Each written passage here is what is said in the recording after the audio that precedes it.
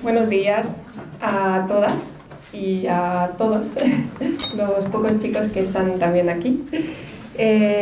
Hoy tenemos el gran honor de recibir a dos novelistas españolas realmente magníficas, muy interesantes y novelistas de las obras que los estudiantes de segundo tenéis en el programa.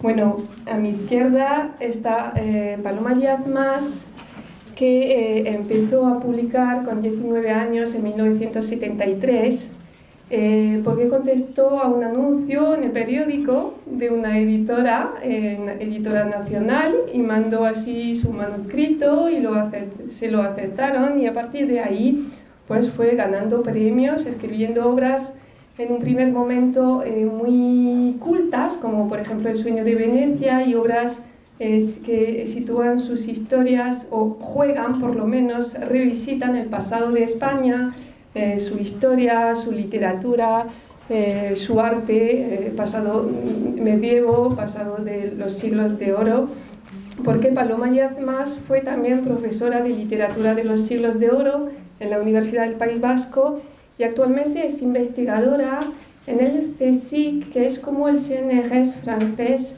y trabaja sobre literatura sefardí. Actualmente sus novelas son más de temas contemporáneos, pero sigue investigando la relación entre lo que recordamos y lo que fue, cómo contar el pasado, cómo también evolucionamos, cómo aprendemos de los demás, de los gatos, por ejemplo, en una novela reciente. A mi derecha está Marta Sanz. Tengo que decir que ambas ganaron muchos premios literarios y no voy en particular el premio Herralde de novela. Y Marta empezó con una novela, podría decir que tiene como dos tipos de novelas, no sé si es cierto, pero unas que son más novelas autobiográficas. Tú no quieres que las llamemos autoficción, ¿no? Es decir, que, por ejemplo, en la lección de anatomía relatas las relaciones con las mujeres de tu entorno, en tu infancia, en tu adolescencia, ¿no? Y cómo te construiste a partir de esas relaciones. Novelas donde dejas más lugar a la imaginación, como novelas negras, pero con la intención de subvertir un poco el género. Las dos novelas, la última novela de Marta Sanz, Clavícula, reflexiona sobre lo que significa sentirse enferma o estar enferma en una sociedad capitalista cuando se es escritora autónoma, cómo te impiden ser vulnerable, y en ciertos momentos de nuestra vida todos nos sentimos vulnerables, y cómo esos malestares a lo mejor son también un problema de sociedad, o cómo están gestionados por la sociedad. Bueno, las dos novelas de las que vamos a hablar hoy día, porque yo no quiero hablar más y tampoco vamos a hacer presentación, sino que van a contestar preguntas de los estudiantes, ¿vale? Son El sueño de Venecia, de Paloma Díaz Mas, y Daniela Astor y La caja negra. Lo siento para los pocos en el público que no habéis leído las novelas, pero no vamos a poder resumirlas. Son novelas muy ambiciosas, complejas, de estructura compleja, muy interesantes, pero poco a poco, a partir de las preguntas, vais a ver de qué van. Creo que podemos empezar por preguntas a lo mejor para ambas escritoras y luego a lo mejor preguntas más específicas, ¿no? Bueno, ya estamos esperando las preguntas. Mira,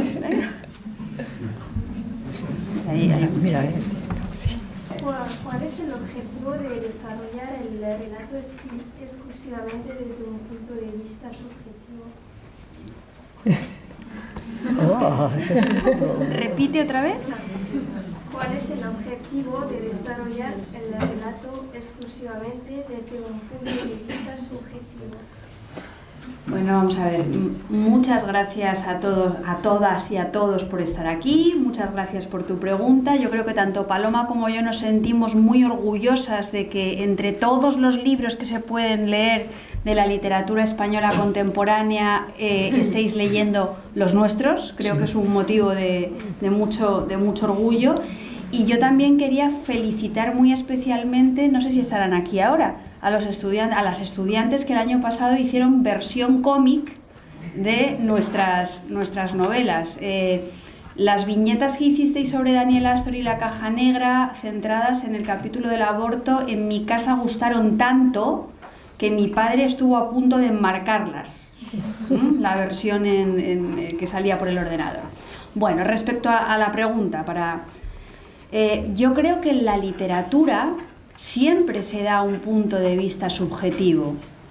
En la literatura tú, aunque no escribas una novela explícitamente autobiográfica, siempre estás hablando de aquellos asuntos, de aquellos problemas que te preocupan como ser humano y que forman parte de tu cosmovisión. Entonces, aunque ya sea utilizando las ficciones, como yo por ejemplo en Daniel Astor y la caja negra, que es una novela donde utilizo la ficción porque yo no he vivido en mi piel la experiencia de su protagonista, Catalina Hernández Gueriñán, ya sea con ese tipo de novelas que utilizan las máscaras, como utilizando la voz que podría ser la voz más de la carne, la voz del discurso autobiográfico, de la lección de anatomía o de clavícula. Tú al fin y al cabo con lo uno o con lo otro estás hablando de asuntos que subjetivamente te duelen, te perturban, sobre los que no sabes y quieres indagar haciendo las preguntas que te permite hacer la literatura, ¿no? Entonces es muy difícil hablar de objetividad en la literatura. Y me ha hecho mucha gracia la formulación de tu pregunta porque juntabas la subjetividad con el objetivo.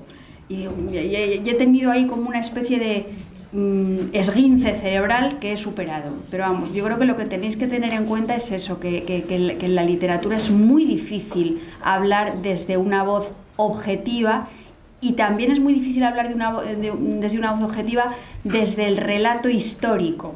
Y eso ya se lo dejo a Paloma, que es la especialista. Bueno, pues yo me uno a los agradecimientos y os agradezco a todos que hayáis hecho el esfuerzo de venir aquí simplemente para escucharnos, una cosa asombrosa. Entonces, bueno, con respecto a la pregunta, estoy de acuerdo con Marta en el sentido de que en efecto la literatura, por definición, es siempre subjetiva desde el momento en que es un sujeto el que da su visión de las cosas. En el caso de mi literatura en concreto, precisamente en las últimas novelas he utilizado una voz que puede parecer más subjetiva, más autobiográfica, aunque tampoco lo es. Es decir, incluso la autobiografía es ficción, ¿no? Pero precisamente en las novelas anteriores, las novelas que escribí en el siglo XX y concretamente entre ellas en El sueño de Venecia, lo que pasa es que esa subjetividad se disfraza de falsa objetividad. Para los que no hayan leído El sueño de Venecia, aunque hemos dicho que no íbamos a resumirla, es una novela pseudohistórica, pero no lo es, en la cual cada capítulo se desarrolla en una época, el siglo XVII, principios del siglo XIX, la segunda mitad del XIX, la posguerra española, la época actual, y cada capítulo está escrito según las convenciones literarias, no el lenguaje, sino según las convenciones literarias de la literatura de esa época en concreto. Entonces, claro, eso no deja de ser una máscara que tiene una cierta apariencia de objetividad. Es decir, es verdad, el primer capítulo está escrito como en primera persona, un yo, pero es un yo que es el yo de la novela picaresca, el yo de los pícaros, las novelas del siglo XVII que cuentan su historia en primera persona, o sea, es un yo que no es subjetivo, es una máscara. Y luego los otros capítulos realmente están escritos imitando la voz de un narrador que es un narrador externo, una novela epistolar que es al mismo tiempo un libro de viajes, una novela realista del siglo XIX del tipo de las de Benito Pérez Galdós, etc. Entonces realmente lo que hay es siempre una voz subjetiva, que es la del autor que está detrás, y luego otra voz que es la voz narradora, que puede tener una apariencia de subjetividad. Entonces el libro nos da una impresión de ser más autobiográfico o una apariencia de objetividad, en el sentido, y adoptando una voz distinta, una voz que no es que no es posible identificar con la del autor. Es decir, si hay un lord inglés que va viajando por España a principios del siglo XIX, nadie va a pensar que ese lord inglés soy yo. En cambio, si hay una voz que habla de su relación con los gatos, pues es posible que la gente, como en otra de mis libros, es posible que la gente piense, mira, Paloma Díaz Mas nos habla de sus gatos, y tampoco es exactamente verdad. Es decir, el juego, precisamente lo que hay ahí es un juego entre la subjetividad del autor y la voz narradora que el autor elige, que puede tener una apariencia de algo más subjetivo o de algo más pseudo objetivo, creo. Felia. ¿Es difícil ser mujer escritora? Muy difícil.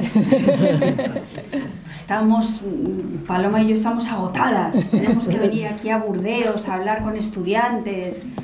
No, vamos a ver. Yo, sinceramente, creo que es más difícil ser mujer escritora que ser escritor hombre, porque creo que en esta sociedad en general es más difícil ser mujer, en todos los ámbitos de la realidad. Y entonces no creo que la escritura sea una burbuja que se mantenga al margen de esa dificultad. Yo cuando era más joven y comencé a escribir, pensaba que estaba en un mundo verdaderamente igualitario, porque era un mundo culto, y pensé que iba a tener exactamente las mismas oportunidades que mis compañeros escritores y que la crítica me iba a tratar igual. Y con el paso de los años me he dado cuenta de que no es así muchas veces. Yo he leído muchísimas críticas dedicadas a mujeres, no solamente a mí, a mujeres escritoras, que hablan desde la condescendencia o que hablan desde una mirada que en un momento determinado está colocando las problemáticas femeninas en un segundo plano. Ayer lo comentábamos en el Cervantes, parece que los grandes temas de la literatura universal corresponden siempre o emanan siempre de una preocupación o de una mirada masculina relacionada con lo épico, mientras que esos temas relacionados con el mundo de la mujer, con la domesticidad, con lo privado, con la relación con el cuerpo, son femeninos, y digo femeninos de un modo peyorativo, y están colocados en un segundo plano, como si no fueran interesantes, ¿no? Entonces, yo sí que me he enfrentado a ese tipo de problemas, por el tipo de literatura que escribo, porque yo escribo desde lo que la poeta estadounidense Adrienne Rich menciona como las geografías de su escritura. Entonces, yo escribo desde mi condición de mujer, escribo desde mi condición de individuo de la clase media, escribo desde mi heterosexualidad, escribo desde mis estudios superiores, escribo desde el hecho de que soy de Madrid. Entonces yo no me puedo desprender de todo eso. Eso está siempre al fondo de la literatura, de mi literatura, aunque al final yo me ponga una máscara o no. Pero un poco lo que tenemos que también ser conscientes es que la máscara es la persona. Ya sabéis que la palabra persona viene de las máscaras que se ponían precisamente los actores del teatro griego, y las máscaras de las ficciones se terminan fundiendo con tu propio rostro. Tus ficciones terminan siendo tu verdad en la misma medida que los textos autobiográficos se distancian de ti porque utilizas el lenguaje, que es un filtro. Pero vamos, yo creo que desde el punto de vista social, para mí sería un poco ingenuo pensar que nuestras diferencias no se convierten en desventajas también en el mundo de la literatura. Sí. Bueno, la cosa es bastante compleja para mí. En primer lugar, en España es bastante difícil ser escritor. en general. Es decir, hay muy pocos escritores que viven de la literatura, que viven de la escritura, etc. Entonces yo he podido escribir bastante relajadamente, precisamente porque siempre he tenido otra profesión, que era o ser profesora universitaria o ahora ser investigadora del CSIC, el CNRS español, digamos. Entonces me he visto menos sometida a determinadas presiones y determinadas tensiones precisamente porque yo tenía mi vida profesional aparte. Entonces, con respecto a si ser específicamente mujer es más difícil, mujer escritora, es que yo a lo largo de mi vida he visto lo que parecía un avance y un retroceso posterior, creo. Es decir, vamos a ver, yo pertenezco a una generación de mujeres que somos los primeros de nuestras familias, que no las primeras mujeres, sino incluso los primeros miembros de nuestras familias que pudimos acceder a una formación universitaria. La primera persona de mi familia que estudió una carrera universitaria fui yo. Mis padres no lo eran, mis abuelos tampoco, etc. Para mí fue, y para mujeres de mi generación, el acceder a la formación superior fue una forma también de promoción y de acceso social y de ascenso social y de acceso a una serie de profesiones que antes no podíamos, a las que no podíamos acceder. Y además yo empecé a publicar justo en los primeros años de la transición, en un momento en que parecía, digamos que como era una sociedad todavía muy desestructurada y que estaba en busca de autores nuevos, etcétera, parecía que había muchas más oportunidades.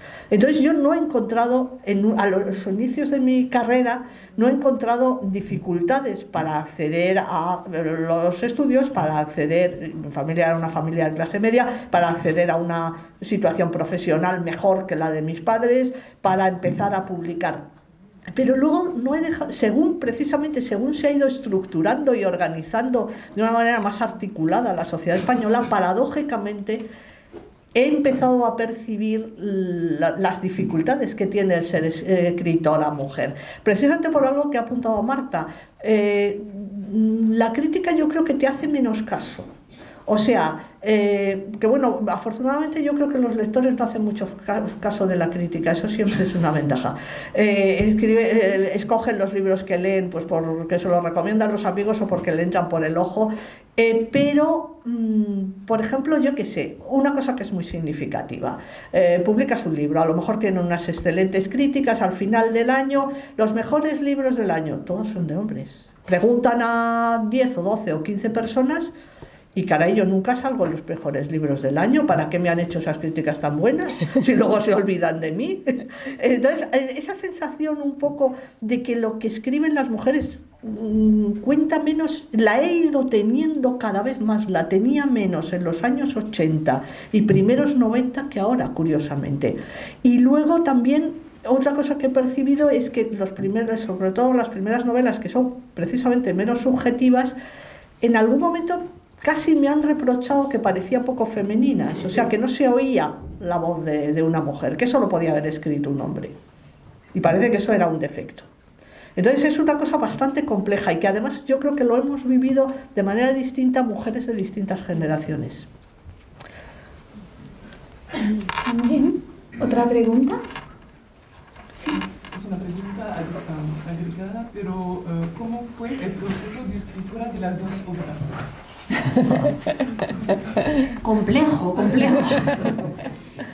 Vamos a ver, en el caso de Daniela Astor y La caja negra, yo había cosas que sabía antes de escribir el libro y que sabía que quería compartir con la comunidad de los lectores.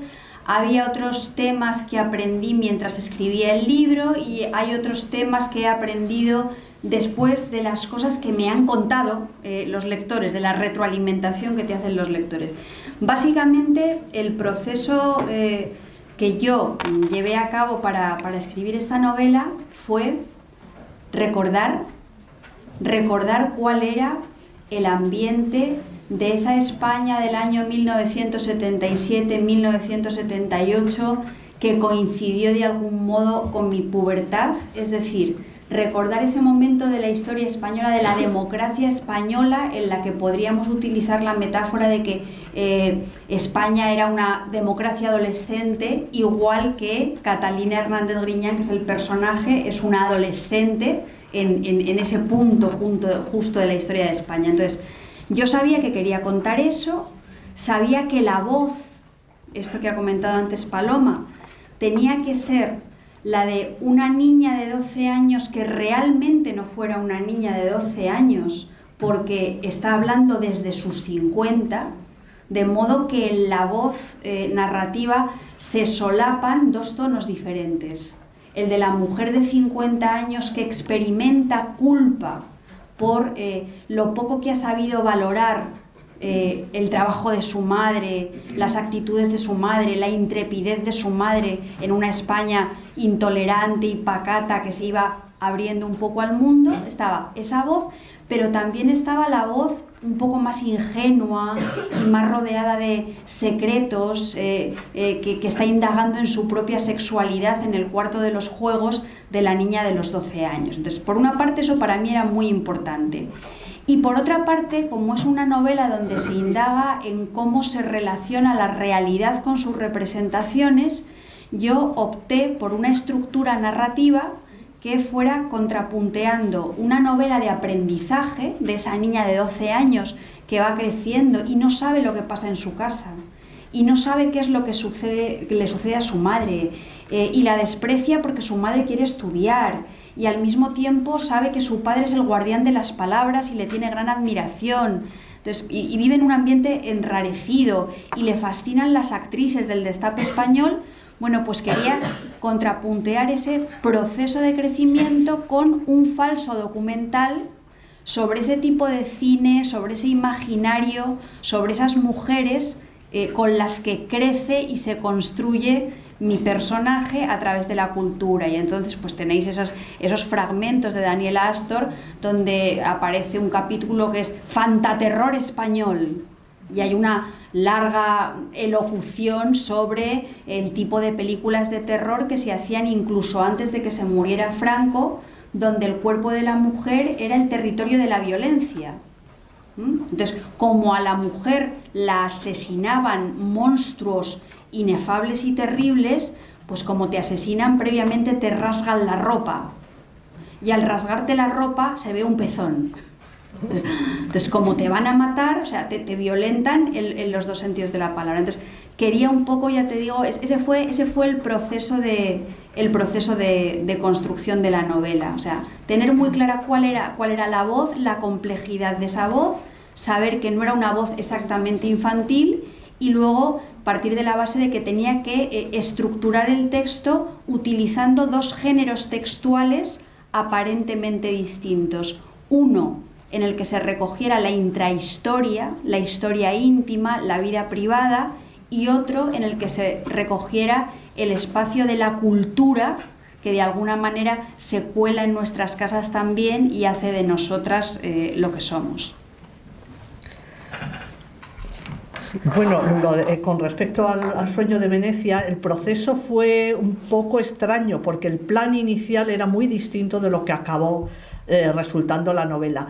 Es bastante... Vamos a ver, lo primero que tengo que advertir es que yo escribo de una manera muy atomizada. Es decir, la única novela que he escrito seguida, teniendo un guión previo que me había hecho y escribiéndola por el mismo orden en que la iba a leer el lector, es La tierra fértil, que es esta novela gorda que se desarrolla en la Cataluña medieval, etcétera, y que es como una especie de crónica histórica. Pero todas las demás he ido escribiendo partes, dejándolo, pasando muchos meses sin escribir, retomando lo que he escrito y releyéndolo de manera que ya no te acuerdas y lo lees como si no fuera tuyo, reestructurando, etc. Entonces, concretamente, en el caso del sueño de Venecia, en realidad el inicio de la novela es lo que acabó siendo, muchos años después y experiencias después, lo que olvidamos. Es decir, yo lo que quería, en cierto modo, era escribir algo sobre, sobre mi infancia, sobre recuerdos de infancia y sobre un elemento muy importante que es la casa de la infancia, un piso en el centro de Madrid, estos que son muy grandes, muy destartalados, donde habían vivido ya mis abuelos, en un barrio que tiene una historia, etc. Lo que pasa es que cuando uno vive en un sitio histórico se plantea quién vivió antes allí y qué le pasó. Y entonces aquello empezó a crecer desde un capítulo que luego mucha gente cuando lo ha leído me ha dicho, ay, pero lo que me parece que sobra en la novela es ese capítulo en que hay una niña que fantasea con el Capitán Trueno, que es un héroe del cómic y tal, está un poco fuera de lugar. Bueno, ese es el germen de la novela. O sea, entonces a partir de ahí, que es como una experiencia autobiográfica de recuerdos de infancia, empezó a crecer la novela y el protagonista de la novela al final era el barrio donde pasé mi infancia y una serie de personajes que se supone, ficticios por supuesto, que se supone que han vivido ahí en distintas épocas y se han relacionado con una casa, con una familia que es siempre la misma, y hay una serie de hilos conductores. Entonces, cuando yo ya tenía la novela casi escrita, me faltaba un hilo conductor visible. Y entonces es cuando introduje una cosa que parece fundamental en el libro, que es el cuadro que se pinta en el primer capítulo, que pasa por las manos de los distintos personajes y que se restaura en el último. Curiosamente, eso es un añadido de penúltima hora que le da una especie de estructura muy visible a la novela. Entonces, bueno, es quizá para lo que vale es un poco como reflexión sobre cómo puede ir cambiando sobre la marcha en una novela que se escribe a lo largo de años. Claro, si te pones en meses no te da tiempo a hacer todo eso, pero esa novela pues a lo mejor tardé 4 o 5 años en escribirla, otras he tardado 9, y la última, lo que olvidamos, pues es una cosa que se va gestando de mucho tiempo atrás, y lo que es la escritura de la novela pues dura más de 10 años. Pero es un poco como uno a veces planea hacer una cosa y luego va cambiando sus objetivos, cambiando sus planes, y la estructura de la novela va creciendo en otra dirección que no era la prevista. Eso también implica que muchas veces has escrito cosas que tienes que desechar, porque en la estructura final no cuadran y no encajan, ¿no? Pero vamos, para mí El sueño de Venecia fue una experiencia de cómo empiezas de una manera y acabas en una cosa completamente distinta. Bueno, un gran descubrimiento para mí, lo del cuadro, que se añadió al final. Bueno, otras preguntas a Joana. Yo me preguntaba, en La caja negra, ¿por qué la novela se acaba con una caja y no por la historia de Catalina? Muy buena pregunta, porque en realidad yo no me lo había planteado en esos términos. Yo lo que intenté con esa última caja, que es la caja donde sale un programa del corazón español, y además sale de una manera bastante literal, o sea, yo describo o narro de manera bastante literal cómo es ese programa del corazón español, y me fijo en un episodio concreto en el que una de esas protagonistas del cine de destape, que era Bárbara Rey, pues tiene una conversación con una periodista con la que supuestamente hace unos años había mantenido una relación lésbica, y una se somete a un polígrafo, que es una cosa inenarrable, como si estuviéramos en la policía, y entonces Bárbara Rey le dice a la periodista: tú nunca deberías haberte dejado hacer esa pregunta, porque tú y yo, Chelo, vivimos una historia de amor, ¿no? Y entonces todo el mundo en el plató, todo el mundo en su casa: ¡oh, cielo santo! Bárbara Rey ha vivido una relación lésbica con una periodista, y todo: ¡oh, aterrador! Se hunde el mundo, tal. Entonces yo acabé con eso porque para mí un tema fundamental en esta novela era el asunto de cómo nuestra vida privada se convierte en pública, cómo nuestro cuerpo, no solamente nuestra experiencia vital, sino nuestro cuerpo se desnuda públicamente. Entonces, como yo estaba reflexionando a lo largo de toda la novela sobre la libertad de las mujeres y cómo quizá en la época de la transición española la libertad de las mujeres se relacionaba más con el derecho a decidir ser madre o no serlo, con la reivindicación del derecho al aborto, que con la posibilidad de desnudarte o que te desnudaran, porque en realidad tú no te desnudabas,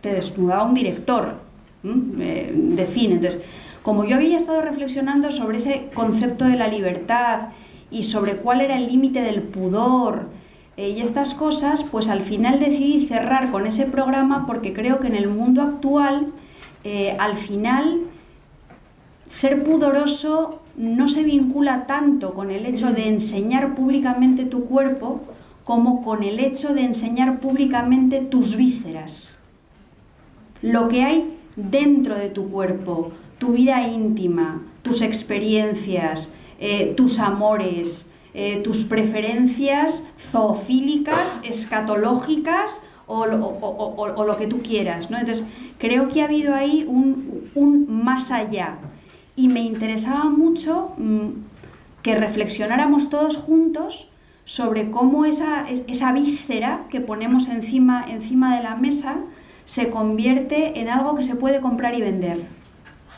Se convierte en materia comercial, ¿no?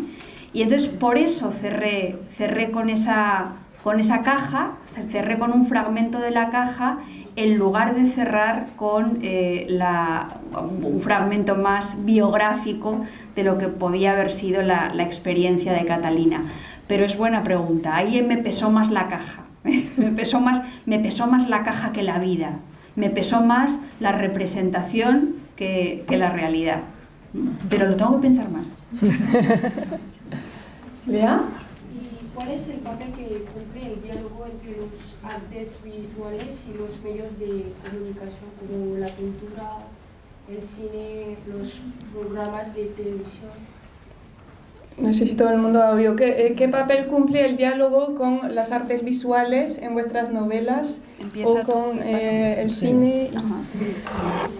Bueno, vamos a ver, en mi caso no está tan presente, por ejemplo, el cine y las artes visuales modernas, pero sí que hay una presencia bastante grande de la pintura, de la escultura, etcétera, no solo en estas novelas, sino también por ejemplo, en cuentos, ¿no? Incluso en algún momento, para una revista que me pidieron una colaboración sobre... Escribí un artículo que se titulaba Lugares y objetos en la génesis de la novela histórica, en la cual explicaba cómo en algunas de mis novelas la visita a un lugar o la relación con un objeto había sido fundamental para suscitar una historia. Pero y eso es una cosa que también tiene que ver con las últimas novelas que he escrito, sobre todo con Lo que olvidamos, donde también hay un elemento que se repite, que es el valor, la capacidad evocadora de los objetos. Es decir, no es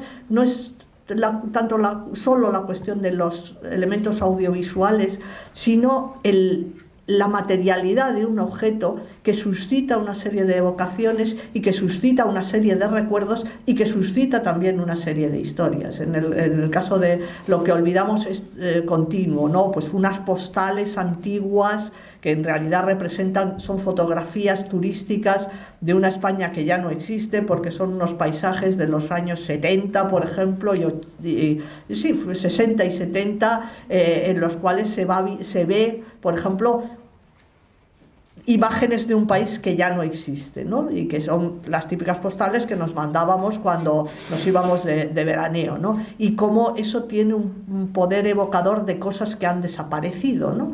Entonces, para mí, fundamentalmente, lo que tiene es ese valor evocador de los objetos y de la materialidad de los objetos, que a veces son imágenes, fotografías, cuadros, etc. Entonces, esa es la...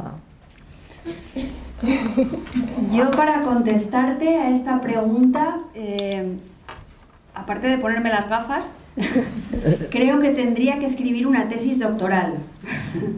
Para mí esto es muy complejo. Yo, por una parte, creo que el lenguaje literario, lo que yo considero que es el lenguaje literario, en gran medida se caracteriza por su visualidad.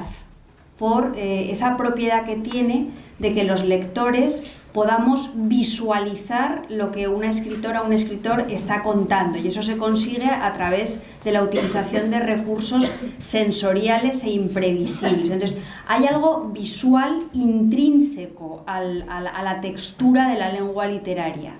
Pero por otra parte, más allá de esta disquisición teórica que acabo de hacerte, yo creo que mis novelas están absolutamente llenas de cine y de televisión, porque yo estoy absolutamente llena de cine y de televisión. O sea, yo como ser humano soy una cinéfila empedernida y soy una mitómana y veo mucho la tele, y me interesa mucho cómo el cine y cómo la televisión de alguna manera construyen determinados modelos de mujer.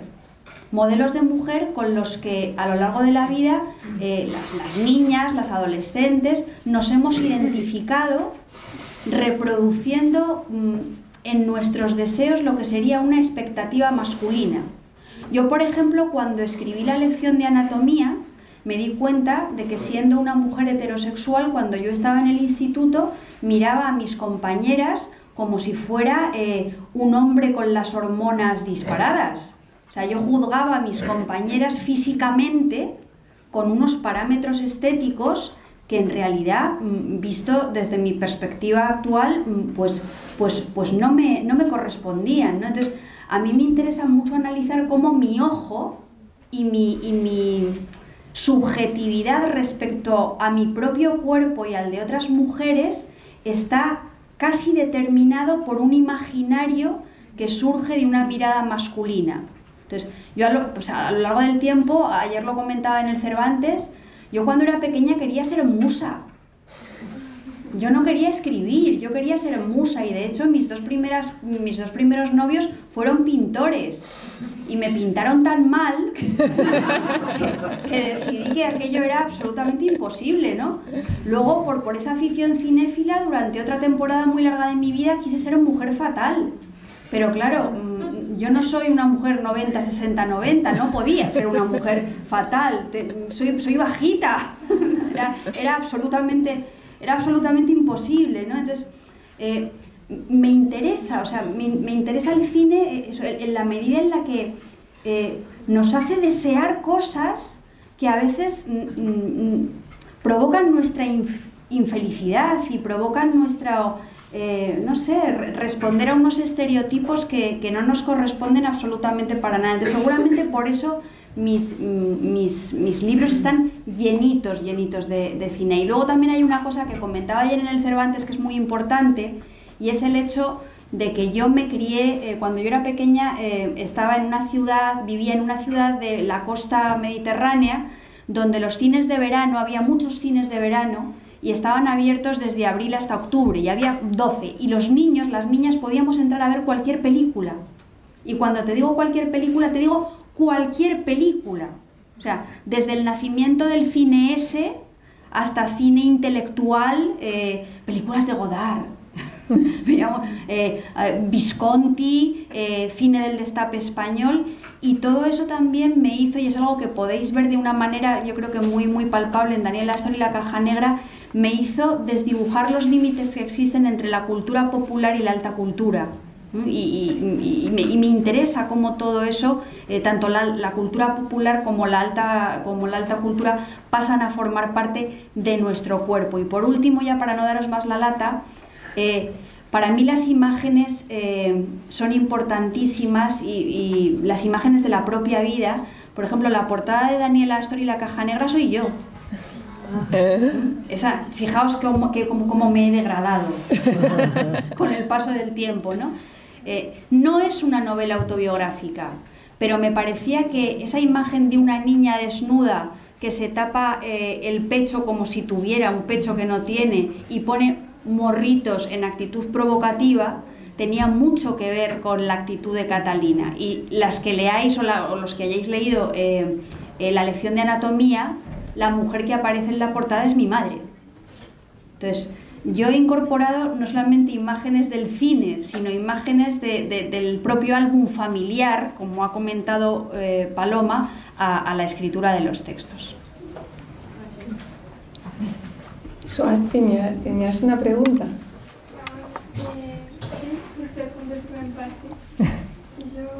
Yo quería saber si tal vez le parezca un poco personal, pero si usted se había criado más bien con una imagen de la mujer como mujer objeto, o más bien con unos modelos que se referirían a Sonia Griñán, la madre Catalina. Si me puedes repetir. Bueno, ella me pregunta que si yo me he criado con unos modelos de mujer que tienen más que ver con el estereotipo de la mujer objeto o más con personajes como puede ser la madre de Catalina en Daniela Astor y La Caja Negra. Yo me he criado con los dos evidentemente. Lo que pasa que cuando era más joven los que más pesaban eran los que vinculaban esa feminidad a la musa, la mujer fatal, la tía que tenía que ser súper seductora, complaciente.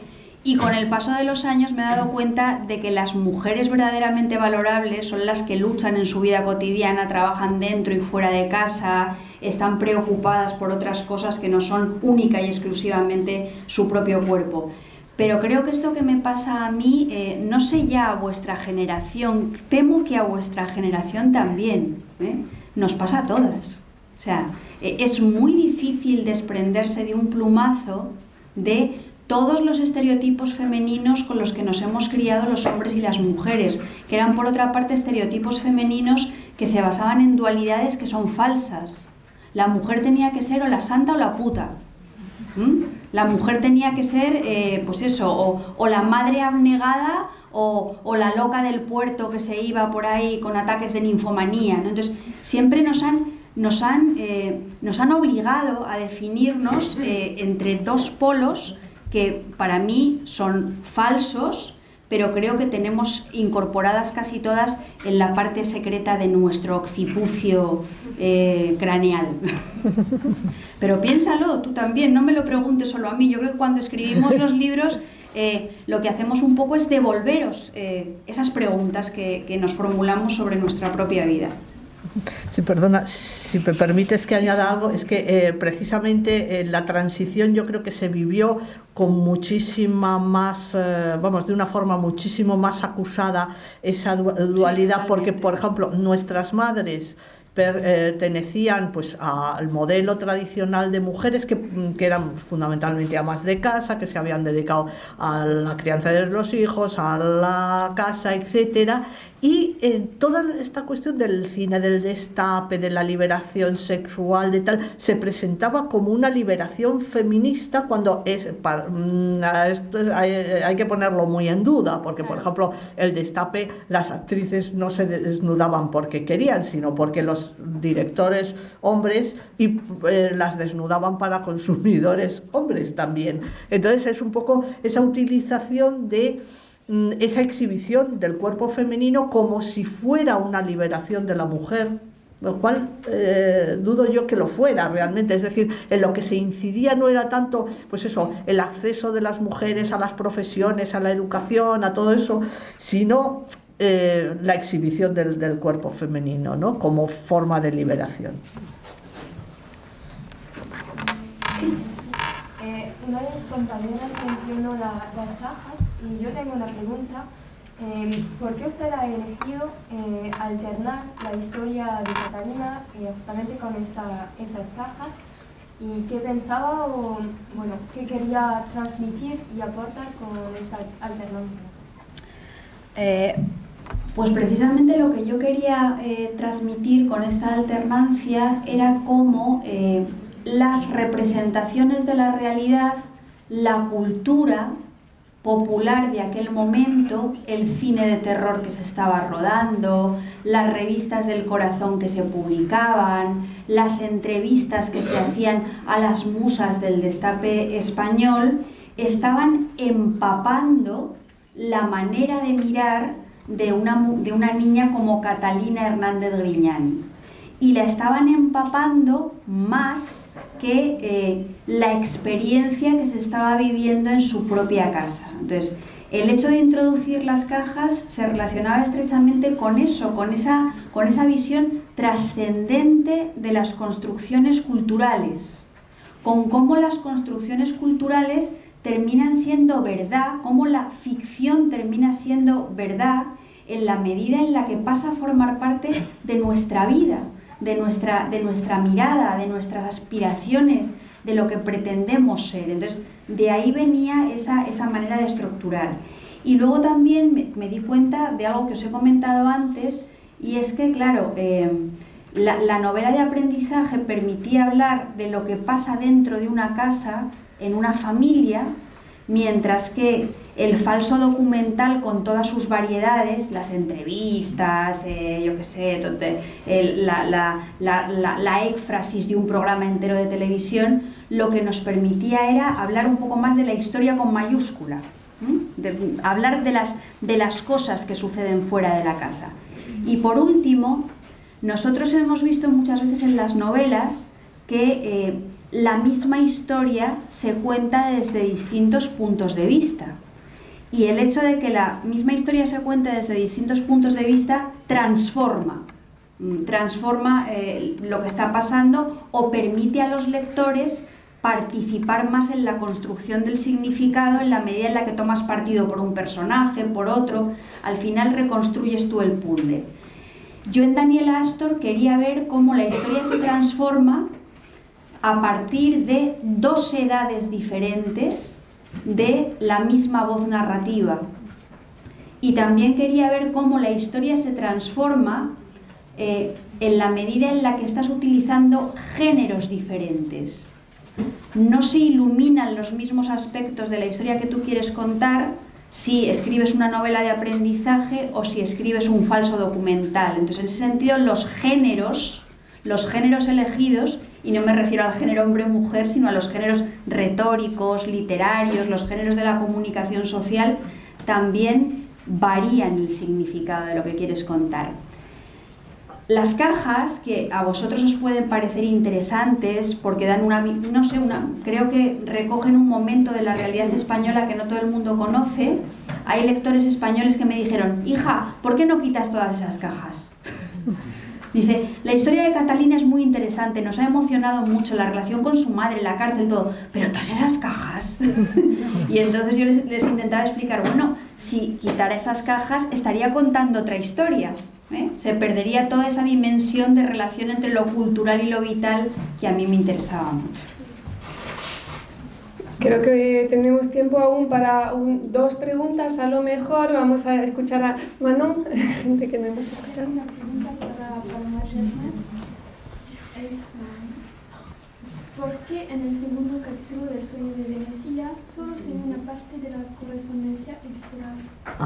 Sí, bueno, me preguntan por qué en el segundo capítulo del Sueño de Venecia solo se ve una parte de la correspondencia epistolar, es decir, el capítulo es el de este lord inglés que viaja por España y va escribiendo cartas a distintos corresponsales, pues a un anticuario para el cual roba obras de arte, a su amante, a su esposa, etc. Bueno, hay un elemento que es muy importante en mi literatura en general, que es la ironía, el decir una cosa aparentando decir otra, etc.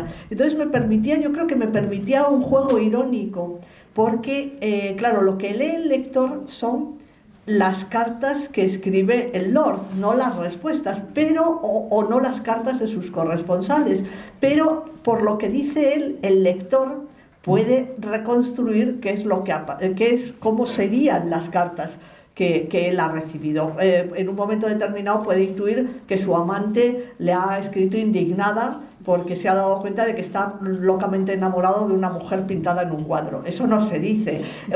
Si meto la carta del amante ya se chafa un poco. Pero quiero que el lector juegue a adivinar qué es lo que ha recibido este señor para contestar así. En determinadas cartas vemos por cosas que le dice a un anticuario inglés, pues que lo que está haciendo es, no, en ningún momento vemos a este señor robar obras de arte, pero lo deducimos de las cosas que le dice al anticuario: si quiere le mando no sé qué, supongo que habrá recibido no sé cuál, caramba, todo lo que nos ha dicho que ha visto lo ha ido robando. Y entonces, bueno, es un poco un juego de complicidad también con el lector, es decir, de alguna forma el lector tiene que escribir esa parte de la novela. ¿Qué es lo que le han dicho a este señor para que conteste así? ¿Cuál es su relación con su mujer o con su hija para que diga esto? Entonces es obligar un poco al lector a escribir una parte de la novela en su foro interno, y me pareció un juego divertido y un tanto irónico. Pues a lo mejor para acabar voy a hacer yo una última pregunta, y las respuestas tienen que ser muy breves, ¿no? Yo creo que por mi parte fue un poco atrevido decidir poner en el mismo programa las dos novelas que son muy distintas, para reflexionar sobre cómo se escribe el pasado, sobre la representación en las obras de arte, etcétera. ¿Qué pensáis del hecho de estudiar juntas esas dos novelas? A mí me parece una idea estupenda, precisamente por lo que tú acabas de decir, porque quiero decir, tanto los periodos históricos que aborda Paloma, los periodos históricos que abordo yo son muy diferentes, de modo que pueden servir para construir una cronología a los estudiantes, y luego también los procedimientos narrativos son muy distintos y las maneras de utilizar las imágenes son muy diferentes, con lo cual yo creo que ellas y ellos están expuestos a un abanico de posibilidades muy plurales. Entonces, ¿qué me va a parecer, Isabel? Maravilloso. Bueno, a mí también me parece maravilloso. Me parece que tienen mucho mérito los alumnos porque son novelas que son bastante complejas. Eso también es verdad. Y a veces no fáciles de entender, porque requieren mucho, y ahí requieren trabajo del profesor también para explicar el contexto social y cultural en que las dos novelas se han escrito. Y me parece que están muy bien porque son dos novelas que son muy distintas, pero tienen unos elementos comunes. El elemento iconográfico, como de artes visuales distintas y de distintas épocas, y el hecho de que, en cierto modo, sin aparentarlo, siendo unas novelas aparentemente distintas, con unas técnicas muy diferentes, tienen dos elementos comunes. El elemento autobiográfico, en parte porque, por ejemplo, en el caso del Sueño de Venecia, el impulsor de la novela son el barrio de mi infancia, por ejemplo, y el elemento de novela histórica, porque creo que las dos, claro, la pregunta es ¿qué es una novela histórica? Las dos creo que son novelas que historian, que utilizan la ficción para reconstruir épocas históricas diferentes, y reconstruirlas no con un trabajo historiográfico, sino con un trabajo creativo. Y entonces creo que hay una afinidad, por raro que parezca, entre esas dos novelas muy distintas, aparte de que son dos novelas escritas por mujeres, que también es una afinidad. Bueno, muchísimas gracias a Marta.